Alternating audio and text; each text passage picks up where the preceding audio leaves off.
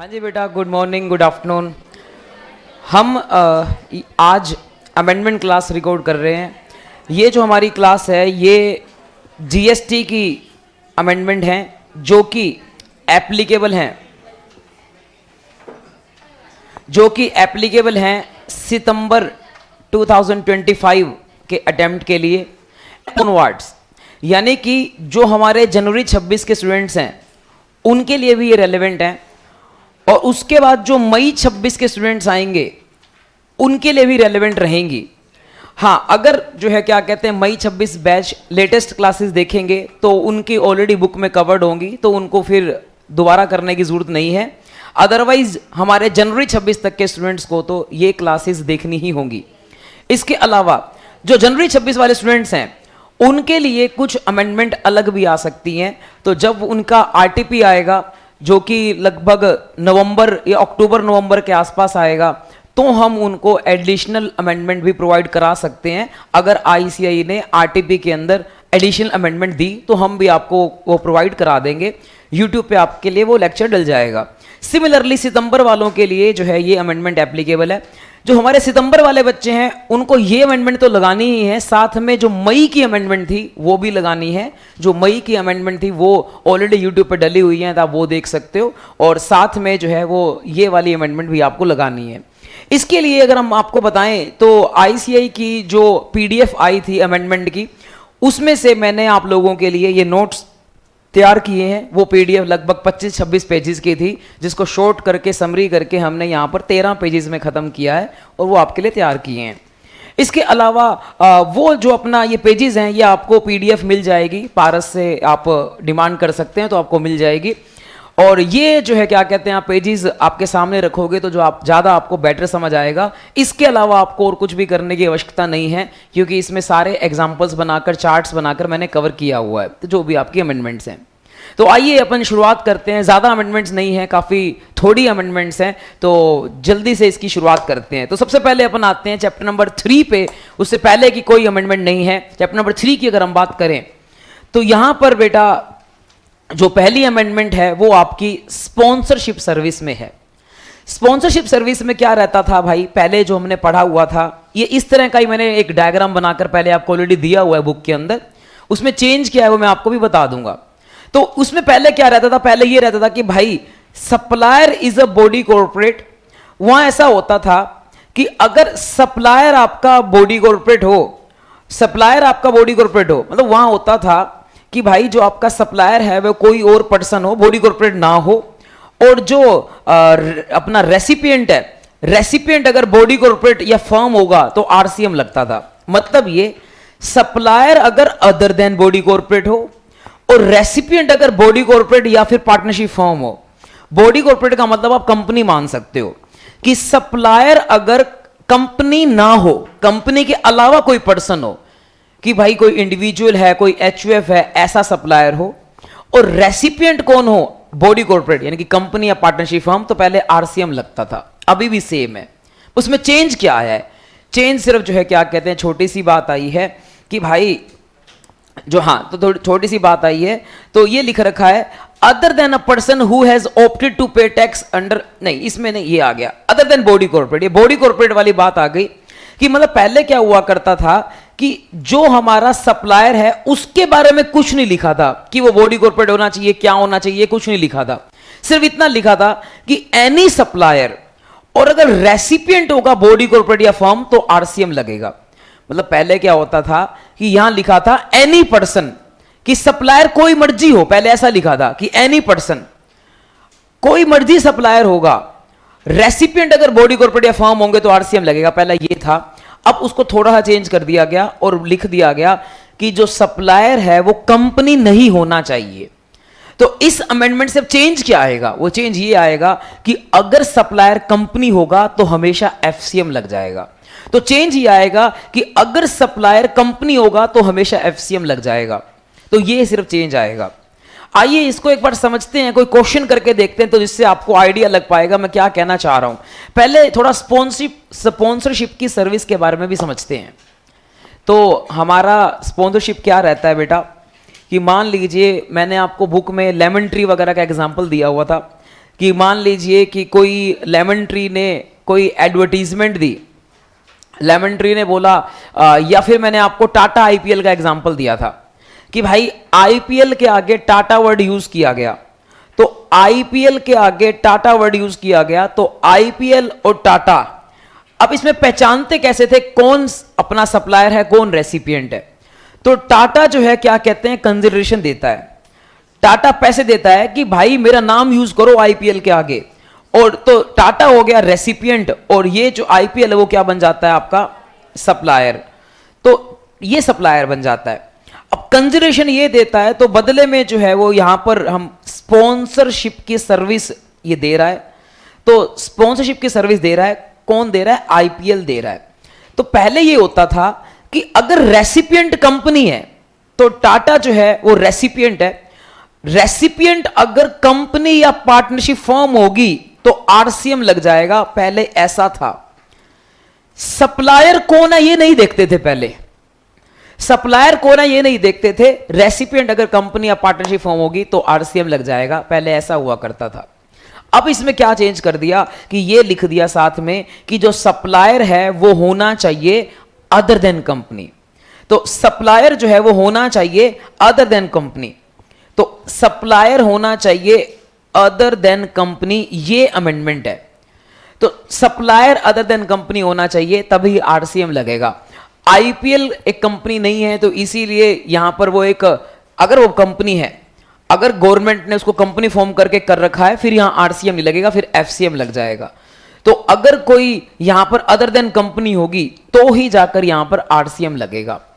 तो मतलब अपने को अब सप्लायर भी ध्यान देना पड़ेगा कि सप्लायर अगर जो है अदर देन कंपनी होगा तो ही आरसीएम लगेगा। तो ये है बेटा आपकी पहली अमेंडमेंट स्पॉन्सरशिप की। इसमें आपको कुछ पूछना है तो बताइए, अदरवाइज अपन चलते हैं आगे। ठीक है, नेक्स्ट आगे चलते हैं। अगली अमेंडमेंट जो है वो आती है रेंटिंग ऑफ इमूवेबल प्रॉपर्टी के बारे में। यहां जो अमेंडमेंट है वो मे बी मैंने आपको क्लास में करवाई हो, जो जनवरी वाले बच्चे बैठे हैं, बाकी सितंबर वालों को तो नहीं कराई होगी। तो रेंटिंग ऑफ इमूवेबल प्रॉपर्टी, यहां मैंने आपको क्या करवाया था बेटा, इसके दो पार्ट करवाए थे। ये चार्ट बना हुआ है आपकी बुक में, इसके दो पार्ट हैं। एक तो है रेंटिंग ऑफ घर, जो ये यहां दे रखा है घर, और जो इस साइड दे रखा है ये है renting of property other than घर। अदर देन घर का मतलब हो गया कि भाई अदर देन घर जैसे कि शॉप, गोडाउन, ये हो गया। तो इसके लिए मैंने नया डायग्राम बना दिया, नीचे अलग डायग्राम बना दिया। तो ये नीचे डायग्राम बना दिया शॉप और गोडाउन के लिए, और लेफ्ट हैंड साइड में जो घर का डायग्राम है उसको आ जाते हैं। ये घर के डायग्राम में पहले भी आपको करवाया था कि इसके दो हिस्से होंगे बेटा घर के डायग्राम के, कि अगर घर किराए पे दिया जाएगा रजिस्टर्ड पर्सन को तो ये होगा, और अगर घर किराए पे दिया जाएगा अनरजिस्टर्ड पर्सन को तो ये होगा। अगर घर किराए पे दिया जाएगा रजिस्टर्ड पर्सन को तो हमेशा आरसीएम लगता है, अगर घर किराए पे दिया जाएगा रजिस्टर्ड पर्सन को तो हमेशा आरसीएम लगता है। लेकिन उसकी एक एक्सेप्शन थी। वो क्या एक्सेप्शन थी? इसमें कोई अमेंडमेंट नहीं है, अमेंडमेंट क्या है बता दूंगा। एक्सेप्शन क्या थी?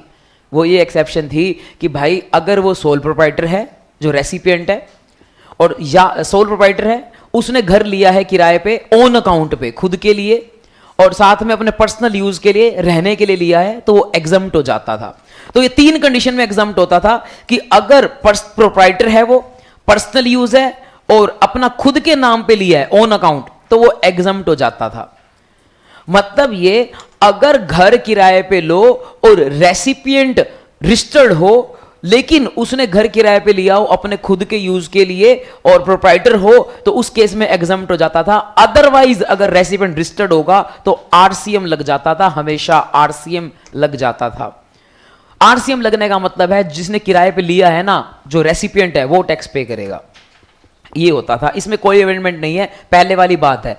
बताओ इसमें कोई डाउट नहीं है? नेक्स्ट, अगर घर किराए पे लिया गया है और वो घर किराए पे लिया है एक अनरजिस्टर्ड पर्सन ने, तो आप इस चार्ट के इस वाले एरिया में आ जाओगे। अगर घर किराए पे लिया है अनरजिस्टर्ड पर्सन ने, तो अगर घर किराए पे लिया है अनरजिस्टर्ड पर्सन ने तो यहां पर आ जाएंगे, और यहां मैंने तीन पार्ट डिवाइड कर रखे हैं, मतलब घर किराए पे लिया है अनरजिस्टर्ड पर्सन ने, और ये सबसे लास्ट में लिखा है कमर्शियल पर्पस के लिए। कमर्शियल पर्पस का मतलब एग्जांपल के तौर पे कि जैसे पारस ने पीछे वाली बिल्डिंग किराए पे ले रखी है, वो घर है, और वो घर किराए पे ले रखा है किस काम के लिए? कमर्शियल, पढ़ाने के लिए या दुकान खोल ली इस तरीके से।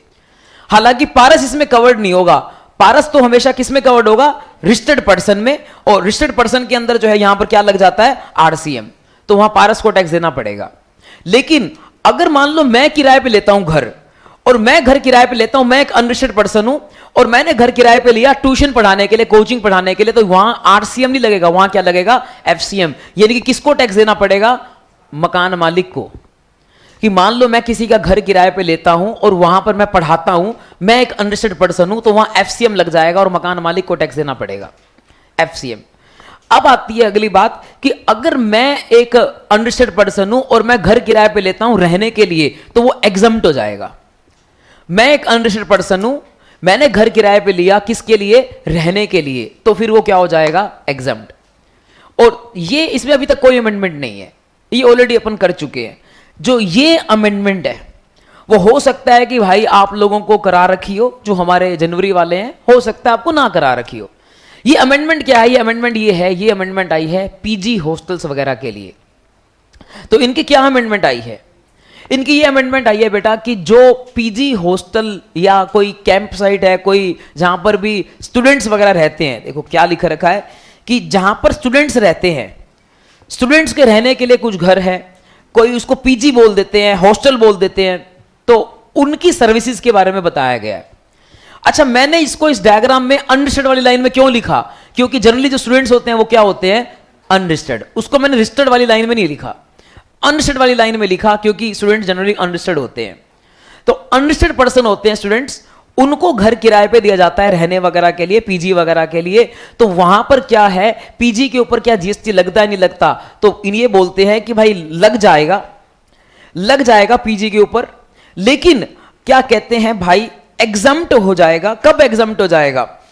एग्जम्प्ट हो जाएगा अगर ये कंडीशन फुलफिल होंगी तो एग्जम्प्ट हो जाएगा। कौन कौन सी कंडीशन? नंबर 1, 20,000 पर मंथ का रेंट अप टू 20,000 होना चाहिए, और साथ में कम से कम 90 दिन का स्टे होना चाहिए कॉन्टिन्यूअस। मतलब क्या है इसका? मतलब तुम लोग पीजी किराए पे लो तो कम से कम लगातार 90 दिनों के लिए किराए पे लो। अब लगातार 90 दिन का मतलब ये नहीं है कि तुम अपने संडे को घर नहीं जा सकते, वो जा सकते हो।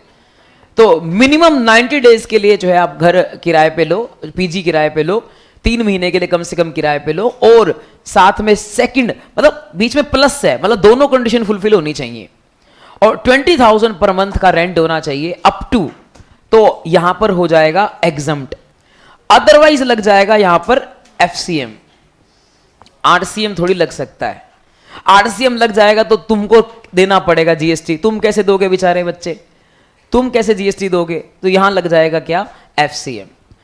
तो ये है बेटा एक तो अमेंडमेंट, ये वाला पॉइंट अमेंडमेंट है। तो इसको दोबारा बता देता हूं कि पीजी वगैरह के लिए क्या किया गया है। पीजी वगैरह के लिए ये किया गया है कि अगर पीजी किराए पर दी जाती है और बच्चा किराए पर लेता है, और उसमें अगर किराया कितना होता है अप टू 20,000 पर मंथ, और साथ में बच्चा कितने टाइम के लिए किराए पे लेता है 90 डेज कम से कम, तो उस केस में एग्जम्प्ट हो जाएगा। अदरवाइज क्या लग जाएगा? एफसीएम, यानी कि जो पीजी का मालिक है उसको क्या देना पड़ेगा? टैक्स।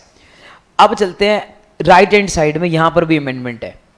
और राइट हैंड साइड का जो डायग्राम है ये है रेंटिंग ऑफ शॉप गोडाउन वगैरह, कमर्शियल प्रॉपर्टी। ये जो डायग्राम है ये है रेंटिंग ऑफ कमर्शियल प्रॉपर्टी। और रेंटिंग ऑफ कमर्शियल प्रॉपर्टी के केस में यहां पर क्या है, यहां पर जो है वो कैसा कॉम्बिनेशन बनाया गया, ये कहते हैं कि सप्लायर, वहां पर ना पहले एफसीएम ही लगता था, कमर्शियल प्रॉपर्टी में एफसीएम ही लगता था, आरसीएम नहीं था। अब आरसीएम कैसे लेकर आए, ये बोलते हैं सप्लायर अनरजिस्टर्ड होना चाहिए, 2-3 कंडीशन फुलफिल होंगी तब आरसीएम लगेगा।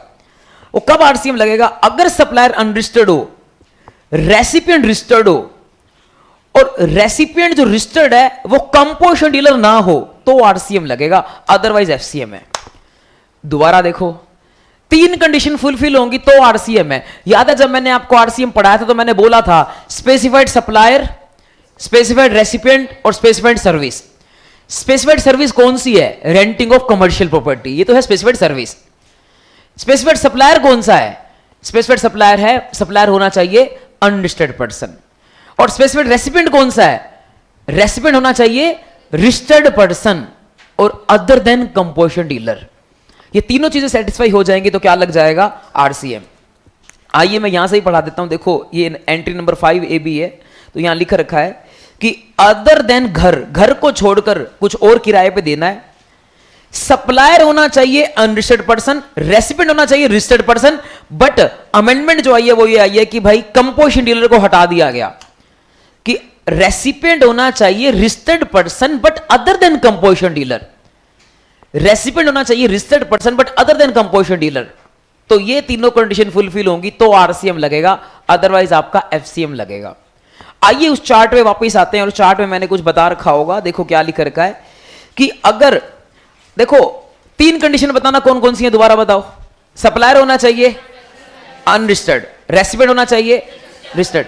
अभी कई बच्चे बोल रहे थे कि सप्लायर रजिस्टर्ड होना चाहिए, रेसिपिएंट अनरजिस्टर्ड।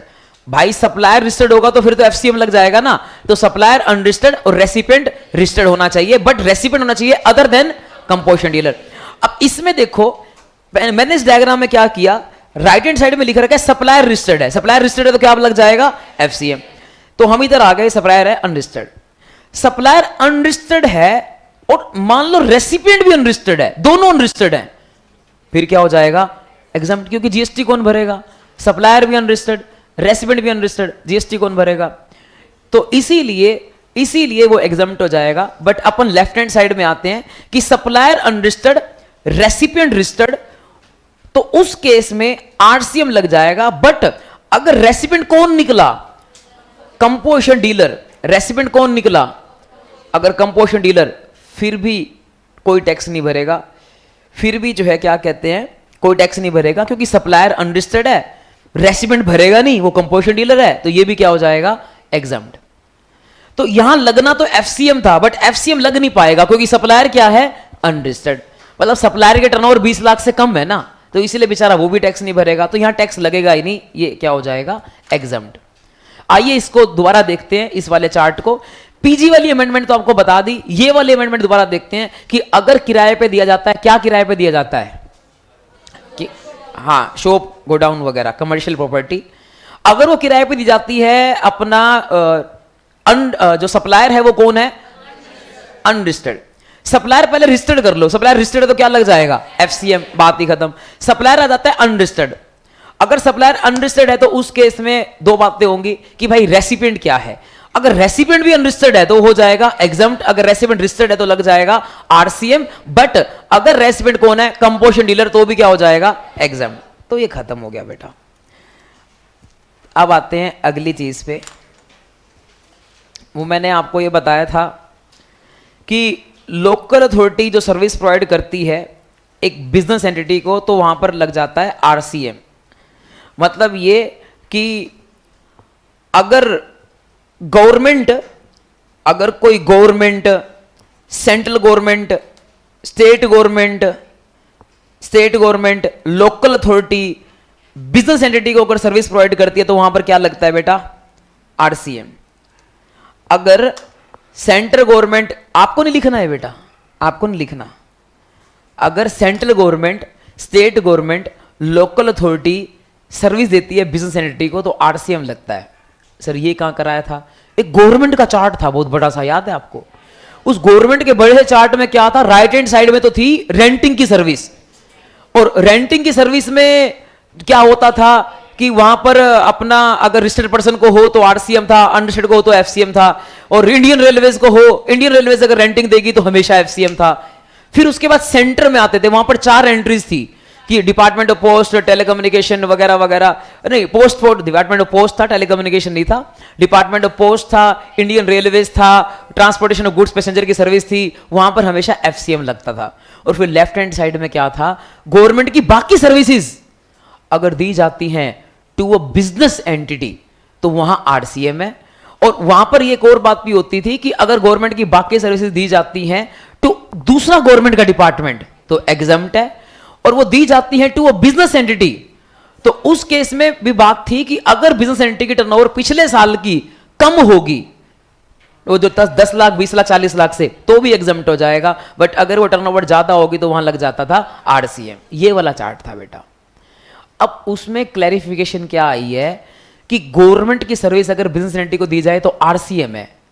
अब गवर्नमेंट में कौन कौन आएगा, ये वाली बात थी। तो गवर्नमेंट में सेंट्रल गवर्नमेंट भी आती थी, स्टेट गवर्नमेंट भी आती थी, लोकल अथॉरिटी भी आती थी। अब अगर लोकल अथॉरिटी का मतलब समझें तो लोकल अथॉरिटी क्या होती है बेटा, जैसे हिसार की जो नगर निगम है वो लोकल अथॉरिटी है।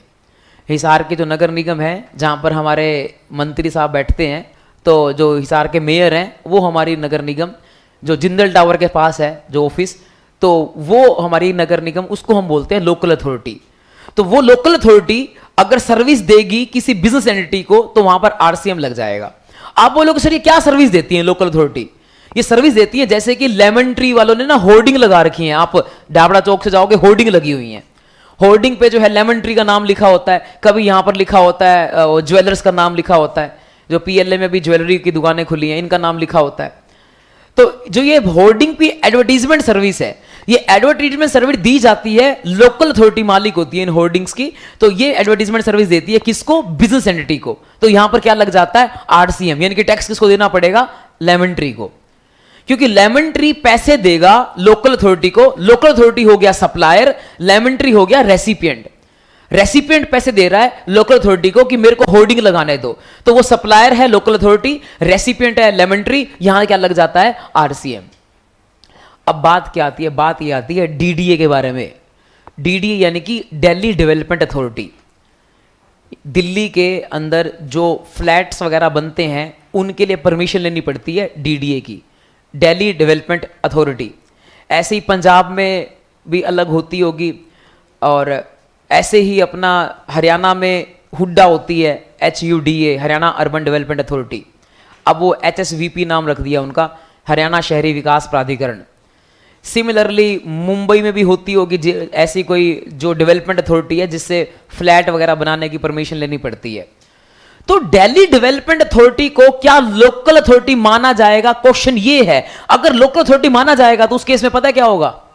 उस केस में तो आरसीएम लग जाएगा, क्योंकि लोकल अथॉरिटी जब भी सर्विस देगी बिजनेस एंटिटी को, कोई भी डेवलपर जाएगा, डीएलएफ डेवलपर जाएगा, बिल्डर, कि मेरे को ना फ्लैट बनाने हैं, परमिशन दे दो, वो बोलेगा कि लाओ जी 1 लाख रुपए फीस है परमिशन के, तो वहां पर क्या लग जाएगा? आरसीएम। कब आरसीएम लगेगा? अगर हम इसको क्या मानेंगे?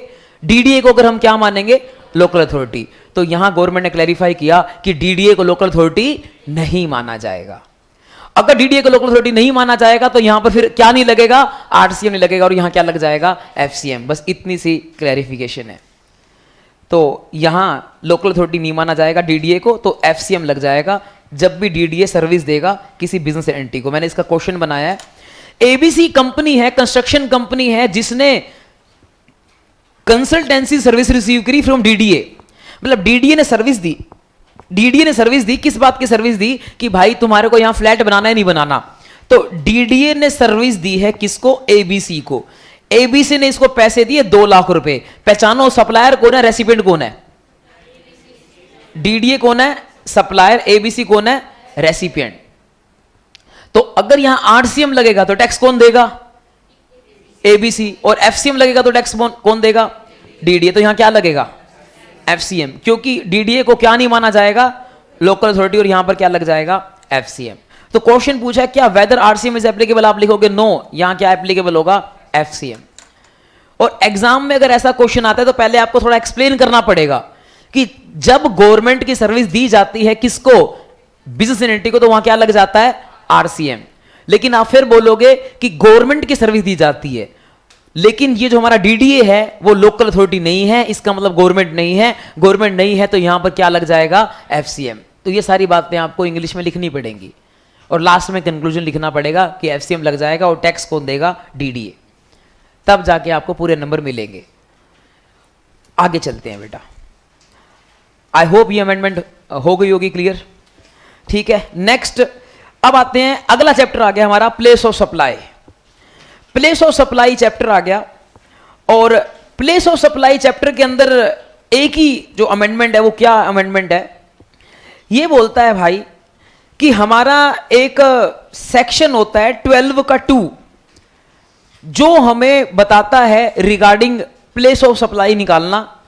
और प्लेस ऑफ सप्लाई निकालना बताता है कि जब हम सर्विस देते हैं किसी अनरजिस्टर्ड पर्सन को तो उसका प्लेस ऑफ सप्लाई कैसे निकालते हैं।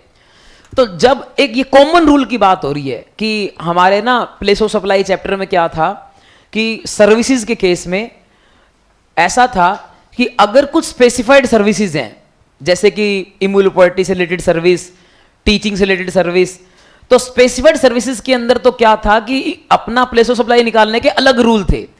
जैसे इम्यूल प्रॉपर्टी के केस में क्या रूल था कि जहां इम्यूल प्रॉपर्टी की लोकेशन है वो प्लेस ऑफ सप्लाई आता है, फर्क नहीं पड़ता कि सप्लायर रजिस्टर्ड है या अनरजिस्टर्ड है। लेकिन जो हमारा एक जनरल रूल था वो लगता था कि भाई अगर स्पेसिफाइड सर्विस नहीं है, कोई नॉर्मल सर्विस है, तो वहां जनरल रूल लगता था। और जनरल रूल क्या बोलता था? वो ये बोलता था कि अगर वो सर्विस प्रोवाइड की जाएगी रजिस्टर्ड पर्सन को, तो उस केस में प्लेस ऑफ सप्लाई आता है लोकेशन ऑफ रेसिपिएंट। और अगर वो सर्विस प्रोवाइड की जाएगी अनरजिस्टर्ड पर्सन को, तो प्लेस ऑफ सप्लाई क्या आता है? लोकेशन ऑफ सप्लायर नहीं। वहां दो बातें होती हैं कि अगर इनवॉइस के अंदर रेसिपिएंट का एड्रेस लिखा है फिर तो लोकेशन ऑफ रेसिपिएंट होगा, और अगर इनवॉइस के अंदर रेसिपिएंट का एड्रेस नहीं लिखा तो फिर लोकेशन ऑफ सप्लायर होगा। यह बात होती है। अब यहां क्वेश्चन क्या आया? यहां क्वेश्चन आया कि भाई ये तीन लोग हैं, जैसे कि ऑनलाइन सर्विसेज वाले, डिजिटल सर्विसेज, जैसे कि यूट्यूब से आप सर्विस लेते हो, यूट्यूब प्रीमियम खरीदते हो, या सर्विस हो गई ऑनलाइन सर्विस, कोई भी यूट्यूब का हो गया, कोई और सर्विस हो गई ऑनलाइन जो भी आप खरीदते हो। इसके अलावा OIDAR सर्विसेज भी यही होती हैं जिसमें आप ऑनलाइन डेटा एक्सेस करते हो, जैसे कि कोई भी आपकी गूगल की सर्विस हो गई, गूगल का आप क्लाउड लेते हो, क्लाउड स्पेस। तो जो भी ऑनलाइन सर्विसेज हैं उसकी बात हो रही है। और तीसरा है हमारा online money gaming. Online money gaming, dream 11 पे टीम बनाते हो आप, तो ड्रीम 11 वाले आपसे कुछ चार्जेस लेते हैं, उन चार्जेस के ऊपर GST लगता है। तो वो जो GST लगता है हमें उसका प्लेस ऑफ सप्लाई निकालना है, प्लेस ऑफ सप्लाई क्या आएगा, तो उनका प्लेस ऑफ सप्लाई क्या आएगा, हमें ये बात करनी है। इसके अलावा बेटा तो अगली बात ये आती है कि जो ये इस तरह के लोग हैं, जैसे मैंने कुछ एग्जांपल दिए हैं, जैसे कि न्यूज़पेपर हो गए, मेरे पास इकोनॉमिक टाइम आती है, वो उनकी ऐप के ऊपर आ जाती है, उसके मैं सब्सक्रिप्शन पे करता हूं, महीने के 200 रुपए जो भी उनके चार्जेस हैं, तो ऐप के ऊपर इकोनॉमिक टाइम आ जाती है पूरा अखबार, तो वो न्यूज़पेपर बोलते हैं, वो भी इसमें कवर होगा। मैगजीन हो सकती है। Online subscription of entertainment services, जैसे कि आपका वो आता है नेटफ्लिक्स का रिचार्ज कराओ, आजकल तो इतने रिचार्ज बढ़ गए, नेटफ्लिक्स का अलग कराओ, उसका सोनी लिव का तारक मेहता देखना होता है जेठालाल, उसका अलग रिचार्ज कराओ, फिर अपना और Amazon प्राइम का अलग रिचार्ज कराओ, हॉटस्टार, जियो हॉटस्टार का अलग रिचार्ज कराओ, 4 चीजों के तो रिचार्ज कराने पड़ते हैं। तो भाई ये सारों के जो रिचार्ज कराते हैं उसके ऊपर जो GST लगता है, आज हम सीखने वाले हैं कि उसका प्लेस ऑफ सप्लाई कैसे निकाला जाएगा। तो उसके बाद और है online telecom services. Telecom services आप रिचार्ज कराते हो ऑनलाइन, आपका जियो का रिचार्ज कराते हो, या फिर और दूसरी जो मोबाइल एप्लीकेशंस हैं जो भी आपके मोबाइल में हैं, अगर उनका भी कोई आप रिचार्ज कराते हो, उसे पैसे ऐड करते हो, तो उनका प्लेस ऑफ सप्लाई कैसे आएगा वो हमें देखना है। इस केस में क्या होता है बेटा, रेसिपिएंट अनरजिस्टर्ड होता है, क्योंकि हम रिचार्ज करा रहे हैं, हम सारे भोले भाले से बच्चे रिचार्ज करा रहे हैं। अगर रेसिपिएंट अगर रजिस्टर्ड होगा तो फिर पता क्या होगा, प्लेस ऑफ सप्लाई बोलो, अगर रेसिपिएंट रजिस्टर्ड होगा तो लोकेशन ऑफ रेसिपिएंट होगा, उसमें कोई डाउट ही नहीं है। बट यहां क्या है, रेसिपिएंट कौन है बेटा, अनरजिस्टर्ड। तो रेसिपिएंट अगर अनरजिस्टर्ड है तो उस केस में प्लेस ऑफ सप्लाई क्या आएगा वो देखना है। तो यहां इन्होंने एक बात लिखी, वो ये लिखी कि इनवॉइस के अंदर रेसिपिएंट का स्टेट लिखना मैंडेटरी कर दिया गया है बेटा, ये चेंज आया है। पहले तो ये वाली बात थी कि अगर आप इनवॉइस में रेसिपिएंट का एड्रेस लिखोगे तो लोकेशन ऑफ रेसिपिएंट मानी जाएगी, अदरवाइज लोकेशन ऑफ सप्लायर मानी जाएगी। अब चेंज क्या आया, ये चेंज आया रूल 46 के अंदर। रूल 46 क्या होता है, ये इनवॉइस चैप्टर का रूल होता है। रूल 46 में ना लिखा होता है कि इनवॉइस के अंदर क्या क्या पर्टिकुलर्स लिखने जरूरी हैं। तो इनवॉइस में क्या क्या पर्टिकुलर्स लिखने जरूरी हैं, जैसे कि सप्लायर का GST नंबर, अगर रेसिपिएंट रजिस्टर्ड है तो रेसिपिएंट का GST नंबर, और अगर वो अनरजिस्टर्ड है तो फिर कुछ नहीं लिखना चाहे। इसके अलावा अपना उसमें प्लेस ऑफ सप्लाई भी लिखना होता है, उसमें वैल्यू ऑफ सप्लाई लिखना होता है, टैक्स लिखना होता है, GST का रेट लिखना होता है। ये 15-16 पर्टिकुलर्स हैं जो लिखने होते हैं किसके अंदर, इनवॉइस में। ये रूल 46 इनवॉइस चैप्टर में पढ़ाया था आपको। अब यहां उसमें चेंज क्या आया, चेंज ये आया कि अगर कोई बंदा ऑनलाइन सर्विस दे रहा है, ये तीन तरह के लोग यहां कवर करे हैं, तीन तरह के, कौन कौन से तीन तरह के, ऑनलाइन OIDAR वाले, online information and data access retrieval services, दूसरा कवर किया है ऑनलाइन मनी गेमिंग वाले, और तीसरा कोई और ऑनलाइन सर्विस है। तो जो भी ऑनलाइन वाले हैं उनको कवर किया है, और उनके केस में क्या बोला है कि तुम्हारी मर्जी नहीं चलेगी, तुम्हें रेसिपिएंट का एड्रेस लिखना पड़ेगा इनवॉइस में। It is mandatory to write the recipient address in the invoice. तो एड्रेस लिखना पड़ेगा, पूरा एड्रेस नहीं लिखना, सिर्फ क्या लिख दो, स्टेट। तो जो भी आपका यूट्यूब से बिल आएगा ना, उसमें स्टेट लिखा होगा हरियाणा। जो भी आपका Amazon प्राइम का बिल आएगा ना, उस पर स्टेट लिखा होगा हरियाणा। जब भी तुम रिचार्ज कराओगे नेटफ्लिक्स का, तो स्टेट लिखा होगा हरियाणा। अगर ये स्टेट लिखा होगा हरियाणा, तो उस केस में बताओ क्या हो जाएगा बेटा, प्लेस ऑफ सप्लाई क्या आएगा? क्योंकि प्लेस ऑफ सप्लाई का रूल क्या बोलता है, उसमें कोई चेंज नहीं है, वो तो वही बोलता है। क्या बोलता है कि अगर आप इनवॉइस में रेसिपिएंट का क्या लिख दोगे, एड्रेस, तो फिर प्लेस ऑफ सप्लाई क्या हो जाएगा, लोकेशन ऑफ रेसिपिएंट। तो ये देखो, यही लिखा है यहां पर कि भाई यही एड्रेस हो जाएगा रेसिपिएंट का, और यही क्या बन जाएगा, प्लेस ऑफ सप्लाई। और ये अगर प्लेस ऑफ सप्लाई बन जाएगा तो फिर यहां चांसेस हैं कि IGST लग जाएगा। कैसे IGST लग जाएगा? क्योंकि रेसिपिएंट कहां का हो जाएगा, हरियाणा का, और नेटफ्लिक्स कहां का होगा, मे बी दिल्ली रजिस्टर्ड होगा, पता नहीं कहां रजिस्टर्ड होगा। तो जहां भी रजिस्टर्ड होगा, तो इसलिए यहां पर क्या लग जाएगा, IGST, क्योंकि स्टेट चेंज हो गया। तो इसीलिए यहां पर ये क्लैरिफिकेशन आई। वो क्या क्लैरिफिकेशन आई कि इन तीन सर्विसेज के केस में, तीन सर्विस कौन कौन सी, ऑनलाइन, OIDAR और ऑनलाइन मनी गेमिंग, इन तीन सर्विसेज के केस में क्या किया जाएगा, इन तीन सर्विसेज के केस में बेटा एड्रेस लिखना, किसका एड्रेस लिखना, रेसिपिएंट का एड्रेस लिखना, कहां लिखना, इनवॉइस में लिखना क्या है, मैंडेटरी। और वो मैंडेटरी है तो वही जो लोकेशन होगी वही क्या बन जाएगी, प्लेस ऑफ सप्लाई। तो इसके मैंने तीन एग्जांपल भी लिखे हैं। नेटफ्लिक्स क्या करता है, अपना USA की फर्म है, और वो ऑनलाइन वीडियो स्ट्रीमिंग का काम करता है। आप वीडियो देख सकते हो। इंडिया का राज है, राजस्थान का है, अनरिस्ट्रिक्टेड पर्सन है, उसने 1000 रुपए का रिचार्ज कराया। तो बताओ इस केस में प्लेस ऑफ सप्लाई क्या आएगा? क्योंकि इनवॉइस में रेसिपिएंट का एड्रेस लिखा जाएगा, कौन सा, राजस्थान का, ठीक है। तो इसलिए प्लेस ऑफ सप्लाई भी क्या आ जाएगा, राजस्थान, ठीक है। तो यहां IGST लग जाएगा। ड्रीम 11 इंडिया की कंपनी है, गोवा की, जो ऑनलाइन मनी गेमिंग की सर्विसेज देती है। तो वहां पर क्या हुआ, उसका एक यूजर है जो अपना गुजरात का है। तो बताओ उसने 2000 रुपए का रिचार्ज कराया, मतलब पैसे बैटिंग लगाई 2000 रुपए की, तो GST लगना है इसके ऊपर। प्लेस ऑफ सप्लाई क्या आएगा इसका, गुजरात, जहां का रेसिपिएंट है। और गिनीज जिम अपने हिसार की कंपनी है, और इन्होंने ऐप लॉन्च कर रखी है, कर नहीं रखी, झूठ बोला है मैंने, ऐप लॉन्च कर रखी है। जैसे कल्ट फिट वाले हैं, उन्होंने कर रखी है ऐप लॉन्च। और आप कल्ट फिट पे, जब कोविड था ना, मैं भी क्लासेस लेता था कि भाई वो जुम्बा कराती थी लड़कियां, ऐसे ऐसे आके डांस कराती थी, तो उस तरह की क्लासेस होती हैं। तो वहां पर क्या होता है, गिनीज जिम वाले भी मान लो ऐसा करते हैं, हिसार की फॉर्म है, और वो जुम्बा करवाते हैं। आप अपना शाम को 5 से 6 आओ, ऑनलाइन अपना कैमरा ऑन करके बैठो, वैसे डांस करा रहे होते हैं जैसे, ठीक है। तो आप भी डांस करो, तो उसके लिए आपको पैसे देने पड़ते हैं। किसी बंदे ने, अली है जो बंगाल का है, जिसने 1500 रुपए दिए 3 महीने के प्लान के लिए। बताओ इसके ऊपर जो GST लगेगा, इसका प्लेस ऑफ सप्लाई क्या आएगा, हाँ जी, हाँ बंगाल आएगा। तो मतलब क्यों आएगा, क्योंकि उसका लॉजिक ही है कि इनवॉइस पे रेसिपिएंट का क्या लिखा जाएगा, स्टेट, और वो स्टेट लिखोगे तो उससे क्या बन जाएगा आपका, प्लेस ऑफ सप्लाई। समझ आ गया भाई? तो ये भी अमेंडमेंट खत्म। अब चलते हैं अगले, जो कि है बेटा आपका एग्जम्पशन चैप्टर। एग्जम्पशन चैप्टर में जो पहली अमेंडमेंट है बेटा, वो ऑलरेडी आपको करवाई जा चुकी है। अगर सितंबर वालों को नहीं कराई होगी तो मैं बता रहा हूं, जनवरी वालों को तो मेरे को याद है कराई थी। भाई क्या चीज थी कि इलेक्ट्रिसिटी के ऊपर GST नहीं लगता था, इलेक्ट्रिसिटी के ऊपर GST नहीं लगता था, पहले भी नहीं लगता था, अभी भी नहीं लगता। इलेक्ट्रिसिटी के ऊपर GST नहीं लगता। इलेक्ट्रिसिटी के ऊपर क्या लगती है, इलेक्ट्रिसिटी ड्यूटी। लेकिन पहले क्या होता था, इलेक्ट्रिसिटी के जो मीटर चार्ज थे, मीटर, मेरे घर पे मीटर लगा हुआ, उसका चार्ज हो गया, या कोई मीटर खराब हो गया तो टेस्ट करने आते हैं, या कोई ट्रांसफार्मर खराब हो गया उसको टेस्ट करने आते हैं, या कनेक्शन को एक जगह से दूसरी जगह शिफ्ट करवाना, या मेरा बिल गुम हो गया तो मैंने उसे डुप्लीकेट बिल मंगवाया। तो इन सब के ना वो चार्जेस लेते हैं, 100 रुपए, 200 रुपए, 500 रुपए।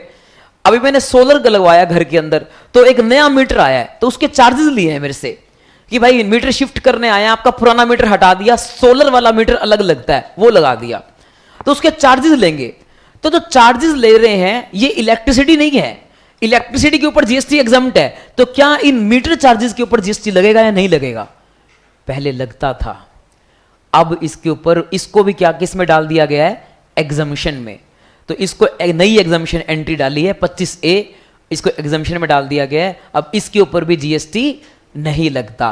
तो meter charges, labour charges, duplicate bill के, शिफ्टिंग ऑफ मीटर के, इनके ऊपर भी जीएसटी क्या कर दिया गया है?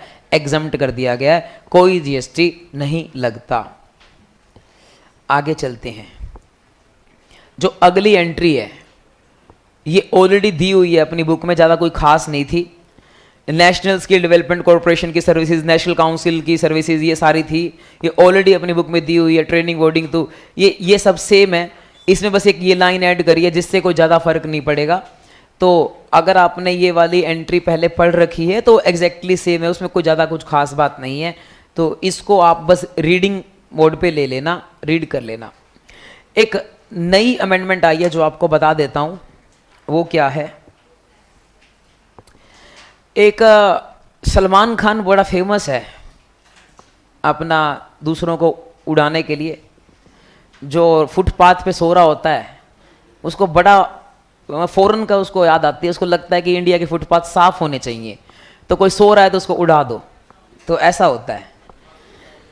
मोटर एक्सीडेंट क्लेम ट्रिब्यूनल होती है, एक मोटर व्हीकल की एक क्लेम ट्रिब्यूनल होती है, तो वो ऐसा करते हैं कि भाई यहां पर, हाँ तो ऐसा करते हैं कि मोटर व्हीकल का ना एक एक्सीडेंट फंड होता है। मोटर व्हीकल से किसी का एक्सीडेंट हो जाए तो उसका एक फंड बना रखा है गवर्नमेंट ने, ये फंड होता है मोटर व्हीकल एक्सीडेंट फंड। तो इसमें क्या किया जाता है, इंश्योरेंस, जब भी आप क्या कहते हैं, जब भी आप क्या करते हो, जब भी कोई कस्टमर इंश्योरेंस करवाता है, जैसे मैंने अपनी थार का इंश्योरेंस करवाया तो उसका 15,000 रुपये मैंने पे किए, मान लो 15,000 रुपये पे किए इंश्योरेंस कंपनी को कि मेरा थार का इंश्योरेंस कर दो, ठीक है। और अब ये 15,000 रुपये मैंने पे किए, मेरी थार का इंश्योरेंस कर दो, बताओ इस प्रीमियम के ऊपर जीएसटी लगता है क्या? यस, इसके ऊपर तो लगता है। लेकिन आपका जो प्रीमियम होता है, आपका जो प्रीमियम होता है third party insurance, contribution out of third party insurance premium, मतलब जो भी आप क्या कहते हैं, जो भी आप लोग क्या करते हो, जो भी आप लोग प्रीमियम देते हो, जो भी आप लोग प्रीमियम देते हो, उसमें से थोड़ा पैसा जो है वो कटता है। तो देखो लिखा रखा है, services of insurance provide by this fund against the contribution made by the insurers out of the premium collected for third party insurance of motor vehicle against contribution made by insurers out of the premiums collected for third party insurance। मतलब क्या होता है बेटा, ये जो पैसा होता है ना, आप 15,000 रुपए देते हो, 15,000 में से कुछ पैसा होता है थर्ड पार्टी इंश्योरेंस का। आपने कभी इंश्योरेंस करवाया हो अपनी गाड़ी का या बाइक का, तो उसमें ना अपना इंडिया में जो कंपलसरी है इंश्योरेंस करवाना, वो थर्ड पार्टी इंश्योरेंस है। थर्ड पार्टी इंश्योरेंस क्या होता है कि मान लो मेरे से कोई एक्सीडेंट हो जाए तो जो सामने वाले को नुकसान होगा ना, वो नुकसान की भरपाई करेगी इंश्योरेंस कंपनी। कि सपोज करो मैंने गाड़ी चलाई और मेरी गलत गाड़ी चलाने की वजह से सामने वाले की गाड़ी डैमेज हो गई, अगर मैंने सिर्फ थर्ड पार्टी इंश्योरेंस करवा रखा है तो उसका मतलब ये होगा कि जिसकी गाड़ी डैमेज हुई है उसका नुकसान की भरपाई की जाएगी। कि हालांकि इसका प्रोसेस क्या है मुझे नहीं पता, क्योंकि अब मेरी भी कई बार मान लो किसी ने गाड़ी का एक्सीडेंट कर दिया तो मैं खुद की पॉलिसी से ही क्या करता हूं, पैसा अपना वो लेता हूं। इसका प्रोसेस नहीं पता कि लोग कैसे होता कैसे है कि मान लो मेरी गाड़ी से किसी दूसरे बंदे की गाड़ी का एक्सीडेंट हो जाए तो उसकी गाड़ी की रिपेयर के पैसे लिखा हुआ है कि थर्ड पार्टी इंश्योरेंस के पैसे वो इंश्योरेंस कंपनी देगी। सपोज कीजिए मेरी गाड़ी का इंश्योरेंस है थर्ड पार्टी वाला, तो इसका मतलब ये है कि सपोज कीजिए मैं दुष्यंत सर की गाड़ी का एक्सीडेंट कर देता हूं, मतलब मैं अपनी थार लेकर आया और सर की गाड़ी आगे पार्किंग में खड़ी थी, मैंने एक्सीडेंट कर दिया, तो अब जो नुकसान हुआ उस नुकसान के पैसे कौन देगी? इंश्योरेंस कंपनी देगी, इसको बोलते हैं थर्ड पार्टी इंश्योरेंस। और फर्स्ट पार्टी इंश्योरेंस का मतलब होता है कि मेरा भी जो नुकसान हुआ, दो बंदों का नुकसान हुआ एक्सीडेंट के अंदर, मेरा भी नुकसान हुआ, उनका भी नुकसान हुआ, बट उनके नुकसान की भरपाई तो कौन करेगी? Insurance company. लेकिन मेरे नुकसान की भरपाई कौन करेगा? कोई नहीं करेगा अगर थर्ड पार्टी इंश्योरेंस है तो। लेकिन अगर मैंने फर्स्ट पार्टी इंश्योरेंस करा रखा है तो उनके नुकसान की भरपाई भी की जाएगी और मेरा जो नुकसान हुआ है उसके नुकसान की भरपाई भी की जाएगी। हालांकि प्रोसेस क्या होती है मुझे नहीं पता कि थर्ड पार्टी का इंश्योरेंस कैसे रिकवर किया जाता है, मैंने खुद का तो रिकवर किया ही है कई बार। अब बात ये आ रही है बेटा कि जो थर्ड पार्टी इंश्योरेंस होता है ना वो इंडिया में कंपलसरी है और उसका प्रीमियम जनरली थोड़ा होता है कि मान लो मैंने 15,000 का थार का इंश्योरेंस कराया तो 7-8 हज़ार मिलेगा आपको थर्ड पार्टी इंश्योरेंस का प्रीमियम। बाकी जो एक्स्ट्रा होता है ना वो हमें क्या करना पड़ता है, हम एड ऑन्स करवाते हैं कि मेरा इंश्योरेंस भी कर दो, फिर में उसमें एड ऑन कराते हैं कि गाड़ी की चाबी गुम हो जाए तो उसके भी पैसे दे वो कंपनी देगी। इस तरह के और बहुत सारे एड ऑन होते हैं। जीरो डेप होता है कि भाई डेप्रेशन माइनस नहीं किया जाएगा, मेरे को ओरिजिनल वैल्यू मिलेगी, गाड़ी चोरी हो गई तो मेरे को ओरिजिनल 16 लाख रुपए की गाड़ी थी तो 16 लाख मिलेंगे। इस तरह से हम एड ऑन्स करवाते हैं और एड ऑन करते करते करते प्रीमियम बहुत महंगा हो जाता है। तो मान लो मैंने 16,000 20,000 का प्रीमियम दिया जिसमें से थोड़ा प्रीमियम किस चीज का होता है? थर्ड पार्टी का। अब जो थर्ड पार्टी प्रीमियम होता है उसमें से इंश्योरेंस कंपनी क्या करती है, थोड़ा पैसा इस फंड को देती है, MVAF फंड को देती हैं, मोटर व्हीकल एक्सीडेंट फंड को देती हैं। क्यों देती है? गवर्नमेंट ने पॉलिसी बना रखी है कि जो इंश्योरेंस कंपनी है मान लो थर्ड पार्टी इंश्योरेंस के 8,000 इकट्ठे करेंगे तो 8,000 में से 1,000 रुपए आगे देंगे फंड के। वो 1,000 हो सकते हैं, 500 हो सकते हैं, 100 हो सकते हैं, 200 हो सकते हैं, हमें नहीं पता। थोड़ा पैसा वो आगे देते हैं। तो जो थोड़ा पैसा ये आगे देते हैं और ये फंड क्या करता है फिर कि मान लो कल को कोई एक्सीडेंट हो गया तो ये फंड भी उस पैसे की फिर भरपाई करेगा। मतलब क्या कि जो भी एक्सीडेंट हुआ थर्ड पार्टी का जो नुकसान हुआ इंश्योरेंस कंपनी पे करेगी उसका नुकसान। कि मान लो मैंने डीजे सर की गाड़ी का एक्सीडेंट कर दिया तो इंश्योरेंस कंपनी पे करेगी उसका पैसा, लेकिन इंश्योरेंस कंपनी वो क्या करेगी, वो पैसा रिकवर कर लेगी यहां से वो रिकवर कर लेगी। तो एक तरह से ये इंश्योरेंस कंपनी क्या कर रही है, अपनी पॉलिसी को आउटसोर्स कर रही है एक तरह से। या आपने कितना पढ़ा था, री इंश्योरेंस पढ़ा था, तो एक तरह से वही हो रहा है कि इंश्योरेंस कंपनी क्या कर रही है, अपना थोड़ा सा प्रीमियम शेयर कर रही है इनके साथ और बदले में ये लोग क्या करेंगे, इंश्योर करेंगे कि भाई जब भी नुकसान होगा तो ये पैसा देंगे। तो ये जो सर्विस है, ये जो प्रीमियम है, ये जो प्रीमियम दिया जाता है आगे, इसके ऊपर कोई जीएसटी नहीं लगेगा क्योंकि ऑलरेडी इसके ऊपर यहां जीएसटी लग चुका है। यहां टोटल हमने 15,000 रिकवर किए थे, उसके ऊपर जीएसटी लग चुका। 15,000 में से 100-200 रुपए आगे दिए गए इस फंड को, तो उसके ऊपर कोई जीएसटी नहीं लगेगा, ऐसा इन्होंने बताया है। ये इनकी क्लैरिफिकेशन आई है एक तरह से, आपकी कैच लीजिए। तो ज्यादा इंपॉर्टेंट तो नहीं लगती क्योंकि काफी टेक्निकल सा हो गया कि भाई अपना आपने जो पैसा दिया इंश्योरेंस कंपनी के ऊपर इसका तो जीएसटी लगेगा, लेकिन इंश्योरेंस कंपनी आगे जो पैसा देगी MVAF को उसके ऊपर कोई जीएसटी नहीं लगेगा। तो ये वाली बात है बेटा। नेक्स्ट जो आता है बेटा वो आता है इंश्योरर की डेफिनेशन इंसर्ट की है, इसको पढ़ने की कोई आवश्यकता नहीं है आप लोगों के लिए। मैंने यहां पर एक एग्जांपल बनाया है कि 5,000 रुपए कलेक्ट किए थे कस्टमर से जिसमें से 100 रुपए दे दिए जाते हैं MVAF को, तो जीएसटी किसके ऊपर नहीं लगेगा? जब 100 रुपए दिए जाएंगे ना उसके ऊपर कोई जीएसटी नहीं लगेगा, और जो 5,000 रुपए कस्टमर से कलेक्ट किए थे उसके ऊपर जीएसटी लगेगा। अगली चीज आती है बेटा, वो आती है MCD municipal corporation of Delhi के लिए। म्युनिसिपल कॉर्पोरेशन ऑफ दिल्ली के लिए, municipal corporation of Delhi, MCD municipal corporation of Delhi, जैसे अपने हिसार की नगर निगम है वही सेम वही चीज है म्युनिसिपल कॉर्पोरेशन ऑफ दिल्ली। ये क्या करवाते हैं, इनकी जो बिल्डिंग होती है बेटा, जैसे नगर निगम की बिल्डिंग है, आप कभी नगर निगम गए हो, उनकी बिल्डिंग है, उनके अंदर ना पेड़ होते हैं बेटा, पेड़ की भी क्या करानी पड़ती है, कटाई छटाई करानी पड़ती है, उसमें पानी डालना पड़ता है, या फिर कभी वो बिल्डिंग जो है पुरानी हो जाती है उसमें पेंट कराना पड़ता है, या फिर कभी वो बिल्डिंग में जो है वो हो सकता है कि उसका फर्नीचर खराब हो जाए तो नया फर्नीचर लेना पड़ता है, फर्नीचर की मेंटेनेंस हो गई, या हॉर्टिकल्चर मतलब जो पेड़ है पेड़ की सफाई वगैरह करानी है। तो MCD जो दिल्ली की कॉर्पोरेशन है, दिल्ली की म्युनिसिपल कॉर्पोरेशन है, ऐसे हिसार की म्युनिसिपल कॉर्पोरेशन है, ये जो हमारी लोकल अथॉरिटी है, तो इनके जो भी ऑफिसेज होते हैं उस ऑफिसेज की रख रखाव करवाना पड़ता है। या तो रख रखाव वो क्या कैसे कर सकते हैं, खुद के एम्प्लॉय रख के करवा सकते हैं कि हमने एक सैलरी पे बंदा रख लिया, जैसे पारस वाले भी अपनी जो बिल्डिंग का रख रखाव एम्प्लॉय रख कर कराते हैं। संदीप है वही रख रखाव करता है कि भाई जो भी यहाँ पर कोई डेंट पेंट होगा वो करवाएगा या जो भी करेगा, तो रख रखाव वही करेगा। या शाम को जो है वो काम वाली आती है तो सैलरी देते हैं, वो सारी साफ सफाई कर देती है, तो ये खुद रख रखाव करते हैं। बट आजकल जमाना किस चीज का है, आउटसोर्स का, स्पेशलाइजेशन, कि अब अपना एम्प्लॉय मत रखो, आप क्या करो इस काम को क्या कर दो आउटसोर्स। इसकी जो स्पेशल कंपनी है उनका काम है कि वो रख रखाव करें, तो उनको बोल दो आप अपना कॉन्ट्रैक्ट दे दो, आउटसोर्स कर दो कि आपको क्या करना है, उस कंपनी को क्या करना है कि ये सारे 4 काम है, चारों काम करके देने हैं कि हाउस कीपिंग करके देनी है, सिविल मेंटेनेंस करके देना है, फर्नीचर मेंटेनेंस करके देना है, और अगर हमारे जो पौधे हैं उन पौधों का भी रख रखाव करके देना है। तो ये सारे काम करके देने हैं। किसको काम करके देने हैं, ये जो हमने एजेंसी को आउटसोर्स किया है वो काम करके देगी।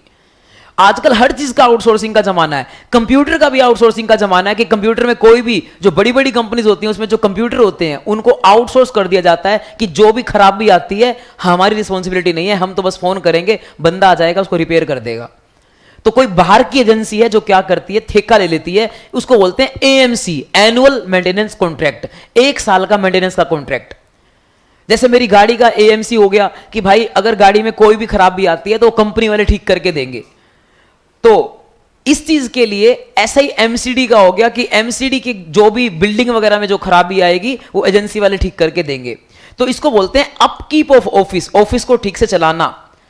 अब बात ही आती है कि आपको ये बोला गया था, बताया गया था कि जो एमसीडी है ये जो सर्विसेज जनता को देती है ना, अपना पब्लिक को, ये जो पब्लिक को सर्विस देती है ये क्या रहती है बेटा, एग्जम्प्ट। ये एमसीडी यानी कि लोकल अथॉरिटी जनता को क्या सर्विस देती है, लोकल अथॉरिटी जनता को सर्विस देती है कि भाई साफ सफाई की सर्विस हो गई, आपके पार्क साफ करवाने हो गए, ये सारी जो सर्विसेज होती हैं एग्जम्प्ट रहती हैं। स्ट्रीट लाइट्स रिपेयर करानी हो गई। और आपको मैंने एक एग्जामिशन एंट्री ये भी बताई थी कि ये एमसीडी ये सारी रिपेयर खुद नहीं कराती, ये क्या करती है, आउटसोर्स। कोई थर्ड पार्टी पर्सन है जो एमसीडी को सर्विस कर रहा है, क्या करने की, मान लो स्ट्रीट लाइट रिपेयर करने की सर्विस। एक बात बताओ, क्या वो एग्जम्प्ट थी या टैक्सेबल थी? वो भी एग्जम्प्ट थी बेटा, वो भी एग्जम्प्ट थी। मतलब ये लोकल अथॉरिटी तो जनता को सर्विस देती है, वो तो एग्जम्प्ट है ही, साथ में लोकल अथॉरिटी कुछ सर्विसेज अपनी क्या करवा लेती है, आउटसोर्स।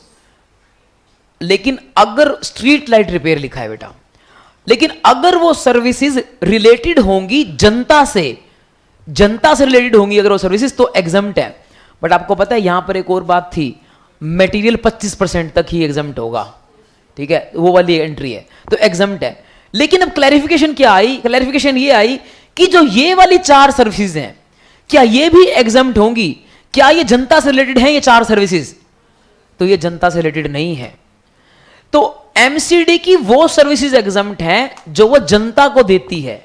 ये जो सर्विसेज हैं, अपना फर्नीचर ठीक करा ले या फिर अपना पेंट वगैरह करवा ले, ये सारी सर्विसेज जो हैं जनता से रिलेटेड नहीं है और इनके ऊपर जीएसटी लगेगा। तो यहां जो है जीएसटी लग जाएगा बेटा।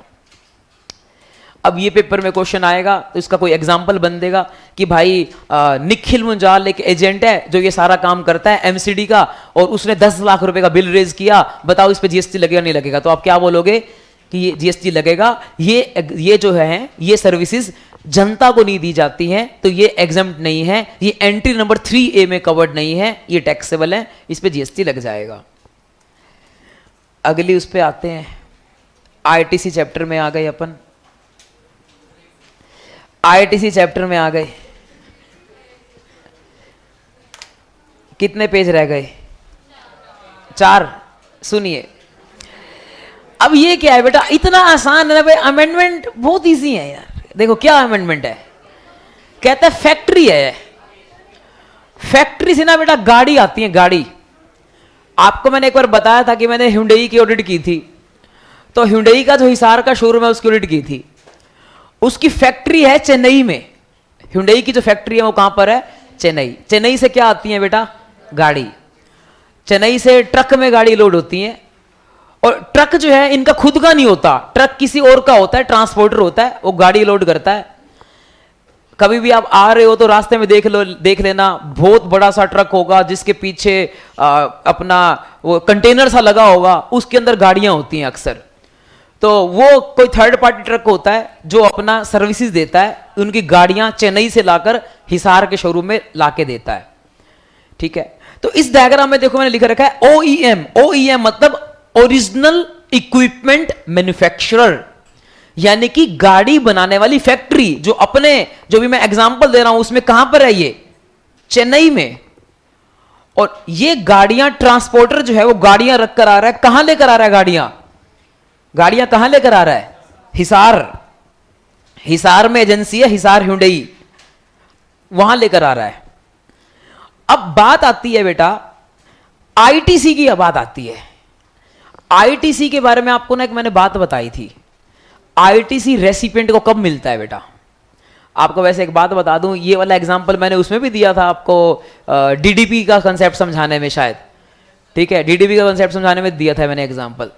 ठीक है, तो बट अपने को आईटीसी की बात करनी है, यहां डीडीपी की बात नहीं करनी, अपने को बात करनी है आईटीसी की। और आईटीसी की ये बात करनी है बेटा, आईटीसी कब मिलता है। क्या फैक्ट्री में मैंने फोन कर दिया, हेलो गाड़ियां भेज दो, आईटीसी मिल जाएगा? नहीं। गाड़ियां ट्रक में लोड हो गई, क्या आईटीसी मिल जाएगा?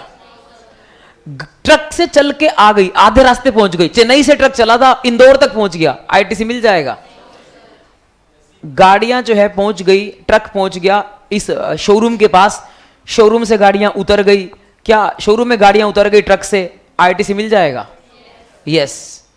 आईटीसी पता है कब मिलता था? जब गुड्स क्या हो जाती हैं, रिसीव।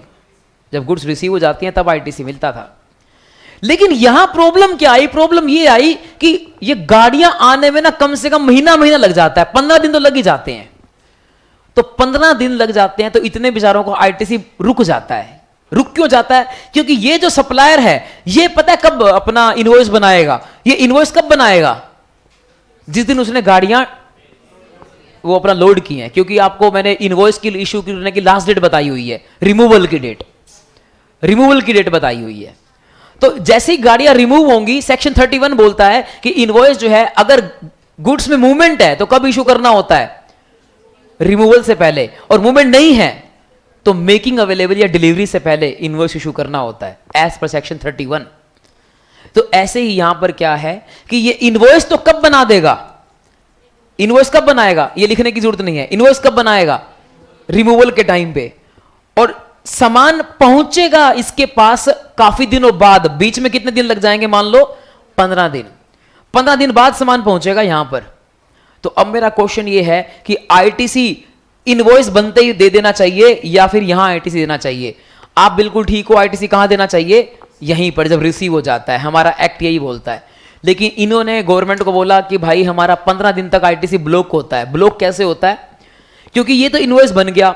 मान लो इनवॉइस बन गया, आज 20 अगस्त है, 20 अगस्त को इनवॉइस बना, 20 अगस्त को इनवॉइस बना, तो ये कौन सी R1 में जाएगा? कौन सी R1 में जाएगा? 11 तारीख को R1 भरी जाएगी, 11 सितंबर को उसमें जाएगा। और उनको 3B में क्या लेना होगा? आईटीसी। मतलब उनकी 3B मान लो 20 सितंबर को जाएगी तो उसमें आईटीसी लेना होगा। लेकिन अगर 20 सितंबर तक गाड़ियां ना पहुंची तो फिर वो आईटीसी नहीं ले पाएंगे।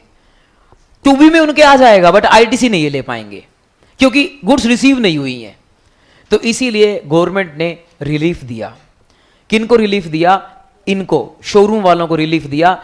ये जो अभी नोट आया है या फिर ये जो सर्कुलर आया है, ये सिर्फ गाड़ियों के ऊपर अप्लाई हुआ है।